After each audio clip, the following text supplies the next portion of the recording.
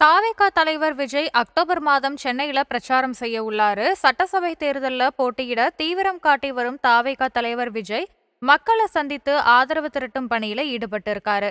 தனது முதல் மக்கள் சந்திப்பு பயணத்தை கடந்த 13ஆம் தேதி திருச்சியில தொடங்கினாரு. அதனைத் தொடர்ந்து 20ஆம் தேதி நாகப்பட்டினம், திருவாரூர்ல விஜய் மக்கள் சந்திப்பு நிகழ்வுல பங்கேற்கிறாரு. அவர் சென்ற இடமெல்லாம் ரசிகர்களும் பொதுமக்களும் குவிந்தாங்க. மக்கள் வெள்ளத்துல பிரச்சார வாகனம் நீந்தி செல்லும் அளவுக்கு கூடும் இந்த கூட்டமானது வாக்குகளா மாறுமா அப்படிங்கிற விவாதமும் தற்போதைய வலைதளங்கள்ல நடந்து கொண்டிருக்கு. இந்த நிலையில தான் ஒரே நாள்ல 3 ஊர் மக்களை சந்திக்கும் திட்டத்துல விஜய் மாற்றம் செய்திருக்காரு. மக்கள் அதிக அளவுல திரண்டு வருவதால நேரம் மற்றும் பாதுகாப்பு காரணங்களுக்காக ஒரே நாள்ல 2 ஊர்களுக்கு மட்டும் பயணிக்க அவர் முடிவு செய்து இருக்காரு. அதற்காக விஜயுடைய மக்கள் சந்திப்பு பிரச்சார திட்டத்துல மாற்றம் செய்யப்பட்டு இருக்கு.